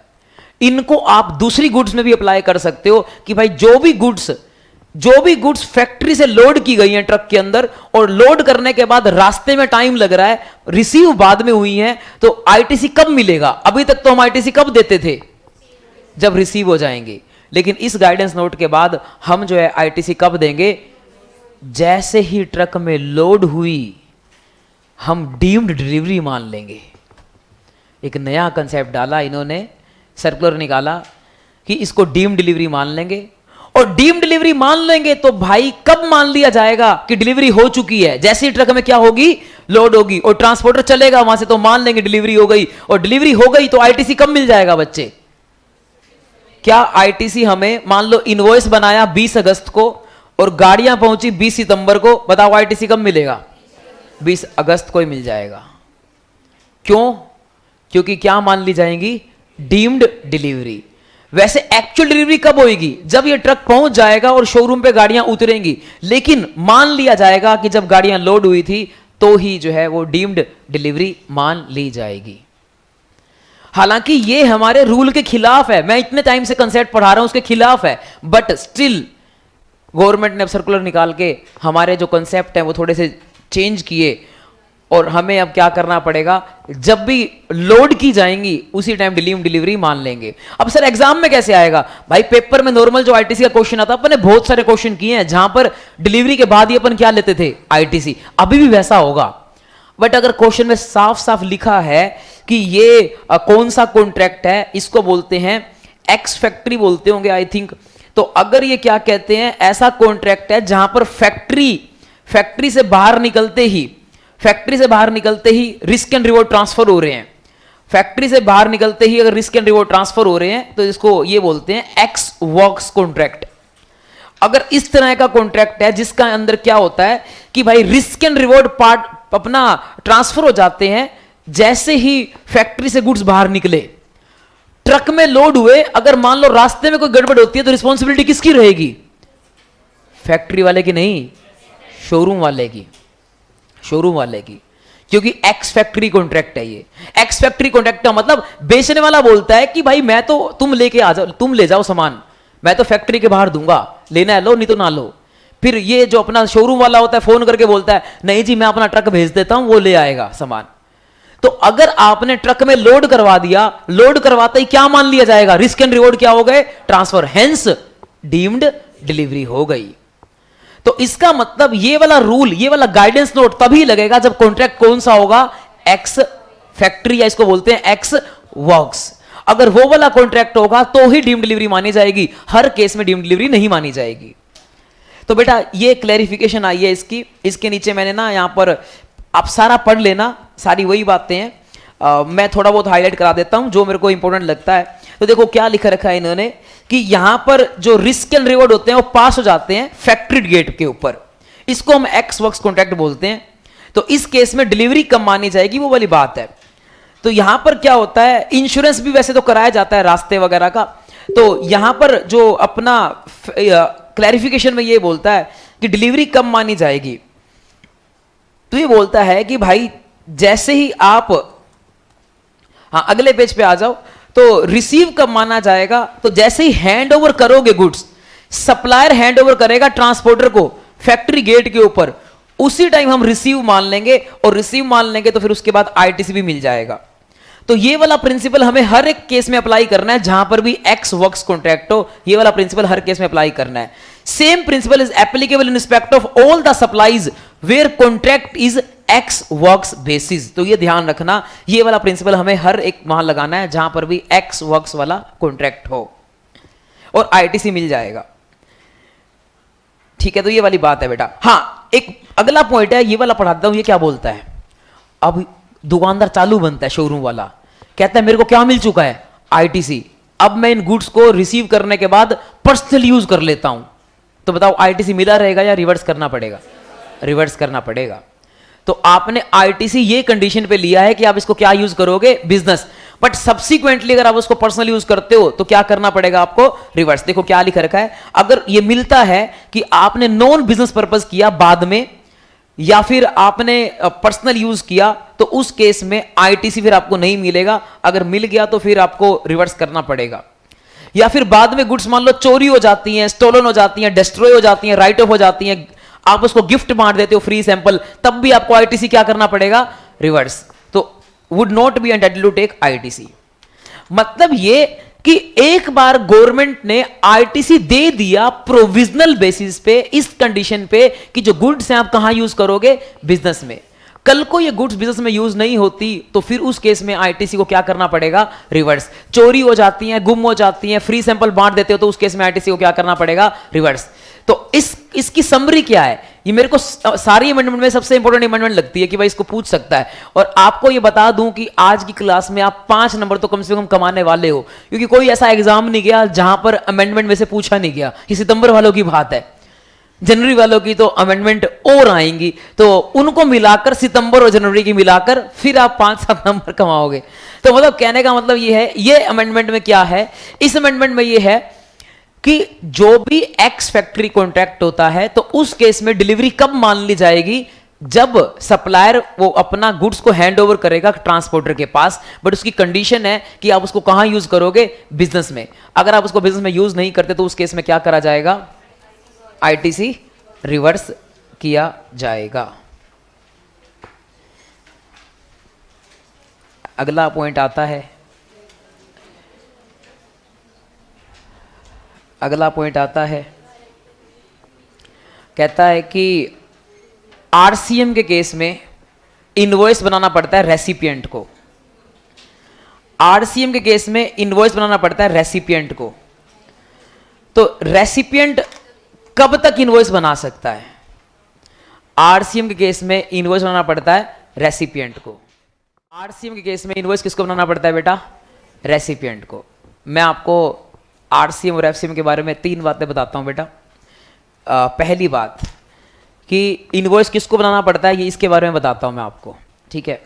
पहली बात, अगर आरसीएम लग रहा है और सप्लायर कौन है, सप्लायर अगर अनरजिस्टर्ड है, सप्लायर अगर अनरजिस्टर्ड है और रेसिपिएंट रजिस्टर्ड है, तो उस केस में इनवॉइस कौन बनाता है?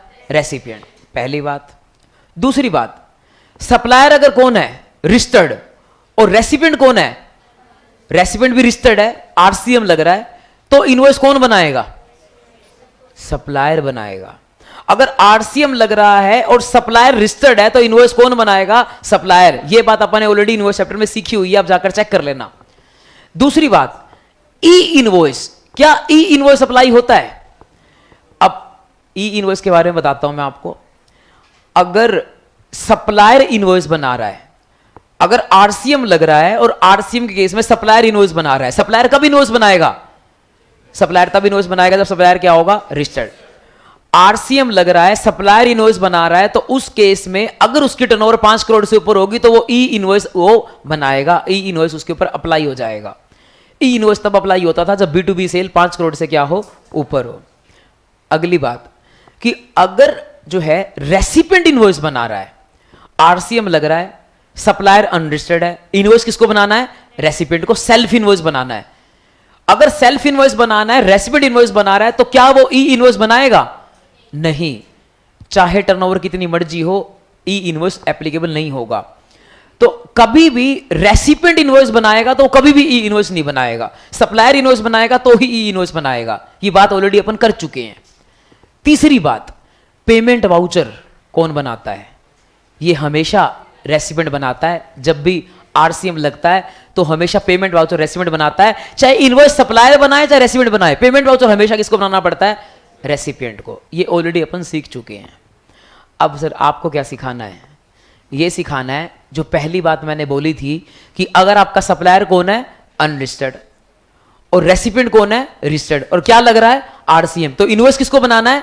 रेसिपिएंट को। बट कब बनाना है? What is the last date of issue of invoice? अगर एफसीएम लगता है तो what is the last date of issue of invoice? FCM में what is the last date of issue of invoice? वाह वाह वाह, अभी थोड़ी देर पहले रिवाइज कराया है, मतलब आधे घंटे पहले की बात याद नहीं है। सेक्शन 31 नहीं बताया अभी मैंने? क्या होता है? हाँ, अब बोल रहा है कोई बंदा रिमूवल रिमूवल रिमूवल। तो भाई अगर गुड्स में मूवमेंट होती है तो रिमूवल के टाइम पे बनाना पड़ता है इनवॉइस, और गुड्स में मूवमेंट नहीं होती तो डिलीवरी के टाइम या मेकिंग अवेलेबल के टाइम बनाना पड़ता है। अभी तो बताया है। तो ये होता है एफसीएम के केस में जब सप्लायर बना रहा है। लेकिन जब कौन बना रहा है इनवॉइस?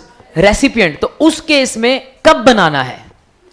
तो यहां पहले ना कोई टाइम लिमिट नहीं थी कि रेसिपिएंट जब इनवॉइस बनाएगा सेल्फ इनवॉइस तो कब बनाना है। तो कई लोग बनाते ही नहीं थे, कहते थे कि टाइम लिमिट तो लिखी नहीं रखी, कब बनाना है? नहीं बनाते, जब केस लगेगा तब बना लेंगे। तो कोई बनाता ही नहीं था। अब इन्होंने टाइम लिमिट इंसर्ट कर दी 30 डेज। बट वो इंसर्ट करी कैसे है? इंसर्ट करने का तरीका है, एक कला है। ये जो अपना सेक्शन था वो 31 3F सेक्शन था बेटा, ये ऑलरेडी पढ़ा हुआ है अपन, सेल्फ इनवॉइस का सेक्शन है। यहां पर इन्होंने अमेंडमेंट करी और विद इन पीरियड एज में बी प्रेस्क्राइब्ड, बट ये 4 वर्ड ऐड कर दिए। कहते हैं कि टाइम लिमिट जो है हम सेक्शन में नहीं बताएंगे, टाइम लिमिट हमेशा कहां बताई जाती है? रूल में। 31 जो था ना उसमें सर्विसेज की आपको टाइम लिमिट कहां बताई गई थी? रूल में बताई गई थी। वहां पर भी ऐसा लिखा था सेक्शन में कि इनवॉइस बनाना है विद इन टाइम प्रेस्क्राइब्ड। फिर रूल था रूल 47, उसमें लिखा हुआ था कि सर्विस के केस में कब बनाना होता है इनवॉइस, याद है? इनवॉइस भाई एफसीएम के केस में, सर्विसेज के केस में last date of issue of invoice क्या होती है? जिस दिन सर्विस कंप्लीट होती है उससे 30 डेज के अंदर। और अगर बैंक एनबीएफसी कंपनी हो तो 45 डेज।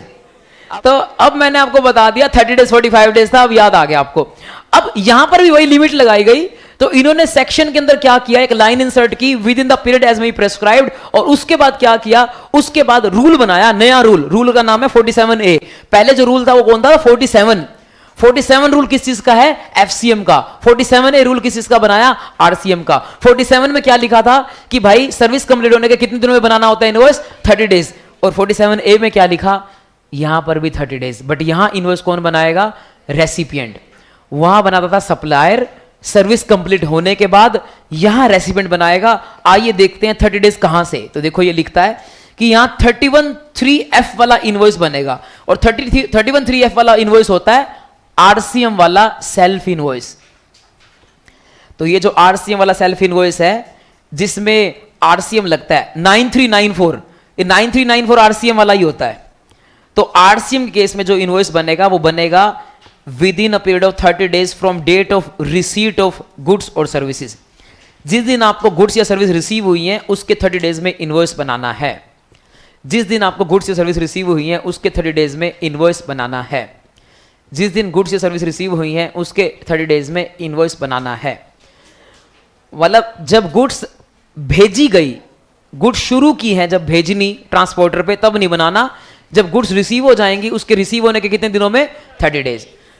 गुड्स के केस में भी 30 डेज दे दिए, वैसे सर्विस के केस में मिलते होते हैं 30 डेज, यहां गुड्स के केस में भी 30 डेज दे दिए आरसीएम के केस में, कि गुड्स जब रिसीव हो जाएंगी उसके 30 दिनों में बना देना, सर्विस जब रिसीव हो जाएंगी उसके 30 दिनों में बना देना। यह भी अमेंडमेंट है, तो एमसीक्यू इसके ऊपर भी बन सकता है। ठीक है, एक मैंने एग्जांपल दिया है, निखिल मुंजाल हरियाणा का है, रिसीव करता है एक एडवोकेट से सर्विस रिसीव करता है 5 अगस्त को। लेटेस्ट एग्जांपल है बेटो, 15 दिन पहले बनाया मैंने।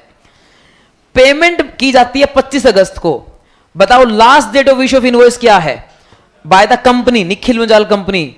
बताओ पहले तो यहां पर क्या लग जाएगा? आरसीएम।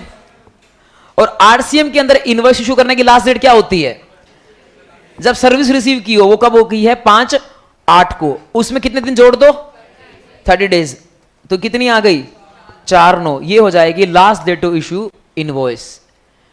क्या आपको एक बोनस क्वेश्चन पूछता हूं, क्या आपको टाइम ऑफ सप्लाई निकालना आता है आरसीएम का? बताना फिर। Time of supply in case of RCM, वो गुड्स भी बता दो, सर्विस भी बता दो। Time of supply in case of goods RCM का, इनवॉइस प्लस के 31 डेज, पेमेंट की डेट, रिसीट ऑफ गुड्स की date whichever is earlier. ये तो था गुड्स का। और सर्विस का जी अगला चैप्टर आ गया, वो छोटा सा, इसका भी अमेंडमेंट है। ई वे बिल कुछ खास नहीं है बेटा, ऐसी कहानी सुन लो। देखो क्या होता है बेटा कि मैंने आपको एक बात बताई थी, वो ये बात थी कि अगर रजिस्टर्ड पर्सन सामान सेल करता है, 50,000 से ऊपर का सामान है, ई वे बिल बनाना पड़ता है। सप्लायर भी रजिस्टर्ड है, रेसिपिएंट भी रजिस्टर्ड है, कौन ई वे बिल बनाएगा? दोनों में से कोई भी बना सकता है। ठीक है, वैसे रिस्पॉन्सिबिलिटी किसकी होती है? जो मूवमेंट कर रहा है उसकी होती है, जो लेकर जा रहा है उसकी होती है। ट्रांसपोर्टर भी रजिस्टर्ड है, कोई तीनों में से कोई भी बना दो ई वे बिल। लेकिन मान लो ना तो सप्लायर रजिस्टर्ड ना रेसिपिएंट रजिस्टर्ड, कौन बनाएगा ई वे बिल? मान लो ट्रांसपोर्टर भी रजिस्टर्ड नहीं है, कौन बनाएगा? 50,000 से ऊपर का इनवॉइस है, सामान है, कौन बनाएगा ई वे बिल? ट्रांसपोर्टर। अब रजिस्टर्ड नहीं है, कैसे बनाएगा? हाँ, तो उसके लिए एक रूल था कि उसकी ना एक ट्रांसपोर्टर आईडी बन देंगे, एक उसको यूनिक आईडी देंगे, वो अपना अप्लाई कर सकता है ई वे बिल पोर्टल पे कि मेरे को ई वे बिल बनाना है, मैं रजिस्टर्ड नहीं हूं, तो उसको एक यूनिक आईडी देंगे, उसको यूज करके क्या बना सकता है? ई वे बिल। अब वो यूनिक आईडी का कॉन्सेप्ट ये लोग लेकर आए हैं हर पर्सन के लिए कि भाई कोई भी, चाहे सप्लायर हो या रेसिपिएंट हो, कोई भी बंदा क्या बना सकता है, ई वे बिल। अगर तुम्हारे पास जीएसटी नंबर नहीं है, तुम भी जो है क्या कर सकते हो, ई वे बिल बना सकते हो। लेकिन कब बना सकते हो, पहले आपको क्या लेनी पड़ेगी, वो यूनिक आईडी। तो मतलब अब जो अमेंडमेंट आई है उसके बाद हर पर्सन ई वे बिल बना सकता है, चाहे सप्लायर हो या रेसिपिएंट हो या ट्रांसपोर्टर हो, जीएसटी नंबर ना भी हो तो वो यूनिक आईडी लेकर ई वे बिल बना सकता है। ये प्रैक्टिकली अमेंडमेंट आ गई थी 6 महीने पहले, 1 साल पहले, बट अपने एग्जाम पर्पस के लिए नहीं आई थी, वो अब इन्होंने डाला है सिलेबस में। प्रैक्टिकली तो ये पहले भी आ गया था। तो देखो क्या लिख रखा है यहां पर, ये बोला गया है कि इस डेट से 10 जुलाई 24 में, पहले ही बोल रहा हूं लगभग 1 साल हो गया इसको आए हुए। तो यहां पर जो है क्या कहते हैं, एक अमेंडमेंट आई है, वो ये बोला गया है कि जिन भी लोगों को ई वे बिल बनाना होता है, तो देखो लिख रखा है following person required to generate e way bill.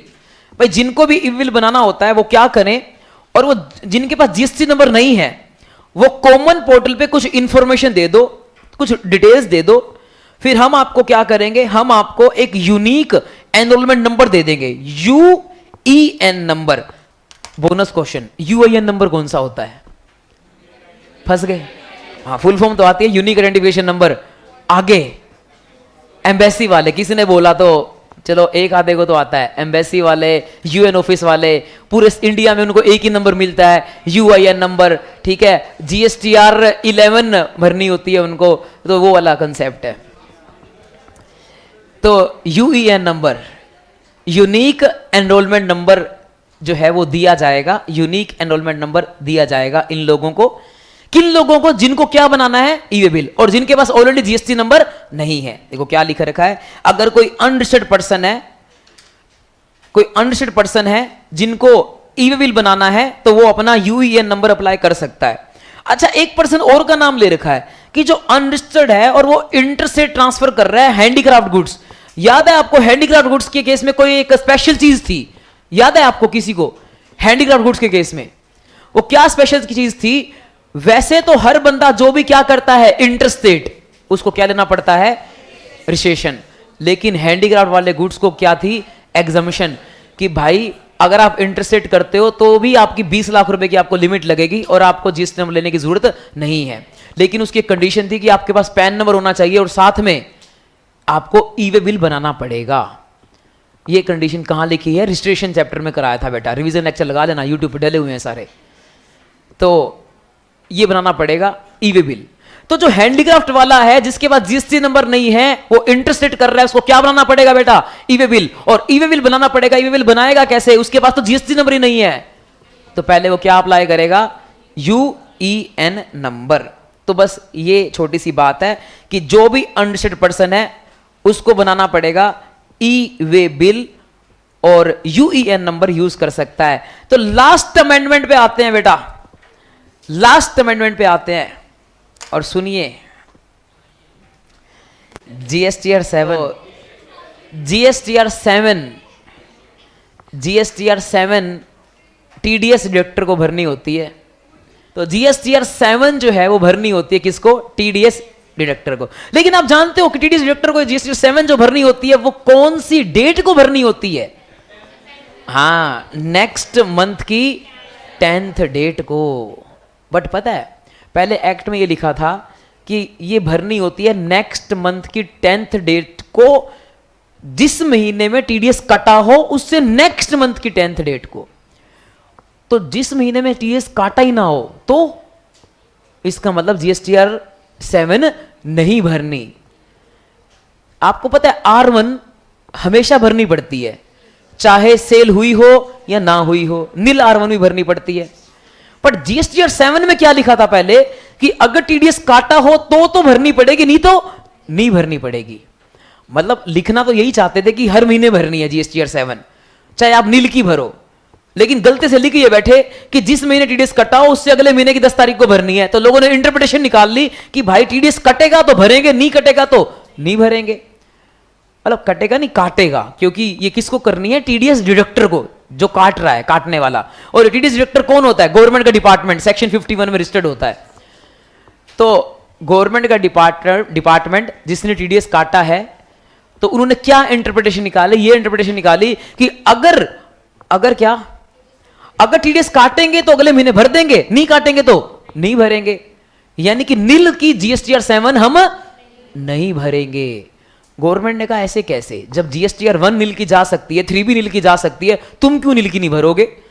तो गवर्नमेंट ने यहां पर थोड़ा अमेंडमेंट की और चेंज किया और उन्होंने लिखा, साफ साफ लिख दिया कि टीडीएस काटो या ना काटो, जीएसटीआर 7 भरना क्या है, मैंडेटरी। ड्यू डेट क्या है, वही है सेम 10 तारीख। तो उसमें कोई चेंज नहीं है। चेंज सिर्फ किस में है, चेंज इस बात में है कि टीडीएस काटा हो या ना काटा हो, जीएसटीआर 7 भरनी क्या है, मैंडेटरी। तो इसके ऊपर भी क्वेश्चन एक्सपेक्ट करता हूं। मैंने एक एग्जांपल भी बनाया है, तो आइए पहले मैं आपको पढ़ा देता हूं। तो इन्होंने क्या चेंज किया है, ये सेक्शन 39 है रिटर्न्स का, उसमें चेंज किया गया है। और यहां एक प्रोवाइजो लिखा गया है, provided that person shall furnish, shall furnish a return for every calendar month whether or not deduction have been made during the month। TDS काटा हो या ना काटा हो, जीएसटीआर 7 भरनी क्या रहती है, मैंडेटरी। और तभी इन्होंने क्या किया, रूल में भी चेंज करके लिख दिया कि 10th डे ऑफ मंथ भरनी है सक्सीडिंग द कैलेंडर मंथ, बस इतना लिख दिया। ये लाइन ही हटा दी कि टीडीएस काटा हो तो भरनी है, लाइन हटा दी, सीधा लिख दिया कि हर महीने की 10वीं तारीख को भरनी है, बात खत्म। टीडीएस कटाओ ना कटाओ, रिटर्न भरनी क्या हो जाती है बेटा, मैंडेटरी। आइए मैंने इसका एग्जांपल बनाया है। गवर्नमेंट का एक डिपार्टमेंट है जो कि टीडीएस के लिए रजिस्टर्ड है। अगस्त की बात हो रही है बेटा, अभी महीना, लेटेस्ट एग्जांपल है, अभी ताजा भट्टी से निकाला है। 45,000 रुपए का टीडीएस काटा उसने। सितंबर महीने में कोई भी टीडीएस नहीं काटा, तो बेटा अगस्त महीने में टीडीएस काटा है, सितंबर महीने में टीडीएस नहीं काटा। अब बताओ रिटर्न कौन कौन सी भरनी पड़ेगी। अगस्त की जीएसटीआर 7 कब भरेगा, 10 सितंबर को। टीडीएस कटा था तो भरेगा। सितंबर की जीएसटीआर 7 10 अक्टूबर को, टीडीएस तो नहीं कटा, फिर भी भरनी पड़ेगी। देखो मैंने लिख रखा है यहां पर कि जो अगस्त वाली होगी 10/9 को भरेगा, सितंबर वाली भी मैंडेटरी है, भरनी पड़ेगी। डेट आपको बता देता हूं क्या, 10 अक्टूबर। स्वाहा, खत्म हो जाहा। अमेंडमेंट्स हो गए हैं खत्म। मिलेंगे आपसे नेक्स्ट क्लास में, बाय बाय, टाटा। रीजन लेक्चर में कभी मिलते रहेंगे, या फिर आपका जनवरी वालों का तो खैर टैक्स ही चल रहा है तो उसमें मिलेंगे। और बाकी सारे बच्चे जो सितंबर में एग्जाम देंगे उन सबको all the best, bye bye.